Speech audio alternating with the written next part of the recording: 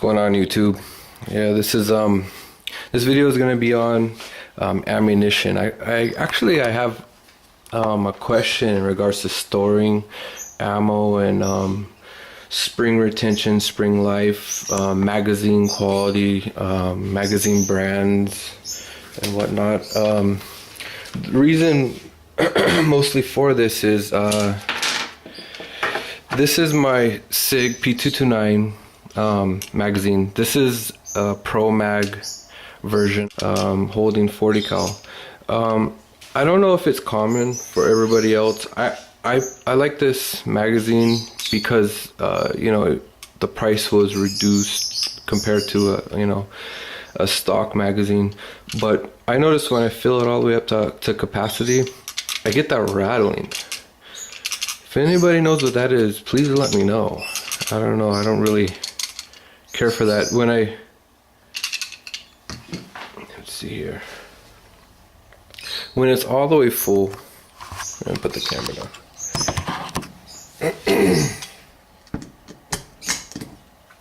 I'm not getting that rattle. Did you hear that? I don't know. If anybody knows, let me know. Another problem I have, and the reason I want to post this video, is that I've had these hydro shocks in this mag for quite a while. I actually rotate them through magazines, but it's the same bunch of rounds. And do you see how I have kind of that folding going on? I think that it's because of let me get some light into it. I think it is because when the pressure from pushing the rounds down, but it's really uniform all the way around. So if anybody has any information on that, and if you have any information in regards to how reliable the round will be if it's in this state, please feel free to let me know. I'd really appreciate it. I mostly try to stick with the factory magazines like this, or like Sig Sauer, Mag Maiden. Usually they make them in Germany or Italy. Not enough light. See, this one is Italy. Good magazine. I'm not too sure. Like I said, I picked up a few Pro Mags. I was really irritated to find out that Bulgarian,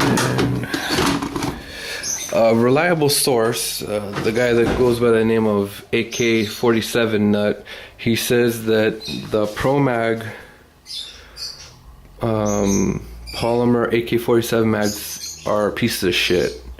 I was really happy when I grabbed a hold of. I think I got 3 of these. And I was really happy because the price. But when you really look at it, and I was really impressed by the Magpul P mags for the AR-15, that I figured, I trusted this polymer construction.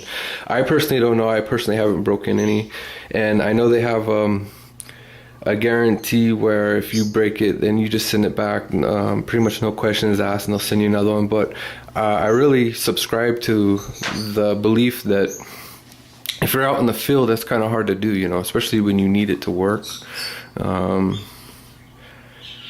So it's pretty thick, it's pretty sturdy. The lips are pretty nice, but he claims that he smashed a few of them, and it's to the point where he didn't even want to send it in for a replacement. He just threw them away and stuck with Bulgarian waffle pattern polymer magazines, or the standard steel magazines. Right here is a good example of the Circle Tin. I believe it's a Bulgarian. This does have metal feed ramps, and as you can see with the paint chipping, it has metal clamps that go into the rifle. I believe this is polymer, but it's pretty sturdy. And then the bottom, of course, is steel. this full lip is steel.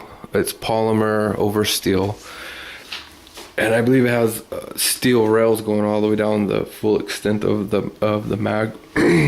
I think it's kind of a good idea considering the ruggedness of an AK-47.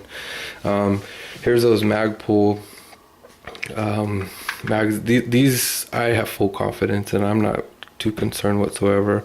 And these little clamps right here are for that, you know, because this is really thin, you know, these feed ramps, these lips.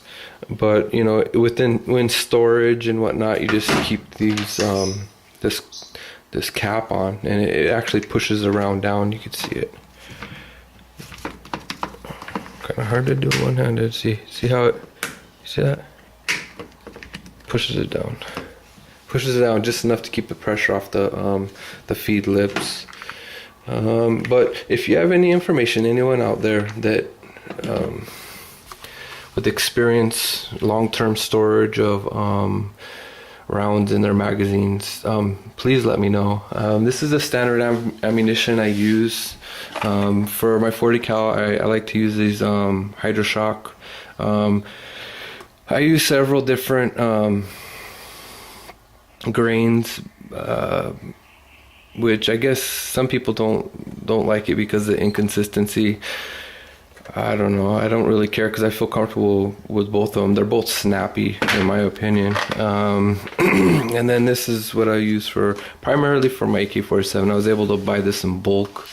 Personally, I like to have at least 1,000 rounds for a rifle. I would say the same for pistol, but I think I have a little under for both calibers. I currently am running 45 and 40.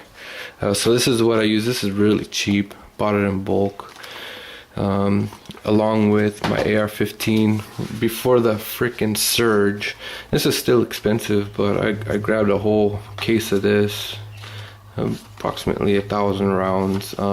This runs perfect through my rifle. And then I got these Winchester. My dealer, he claims that these are pretty much Rangers. I don't know. You know how gun stores are. That they don't really give a shit about you just to sell. I don't know. That's just from my experience. But he claims that this is so. I'm the type of idiot that usually takes people at their word. So whatever, don't matter. It's a freaking bullet. You get hit with a 45, you're in some trouble. So it don't really matter to me. But again, my main concern was this. This fold, this bending in the, this is, the Hydroshock. Obviously this is nickel plated brass. It's a quality round, pricey. Has that post in the middle. There's some individuals on YouTube that do some field testing, and they show just how dramatic this round is. I recommend you guys check that out. It's kind of fun. But if anybody has any information on that, please feel free to let me know. That's about it. You should always have ammo cans for your rounds.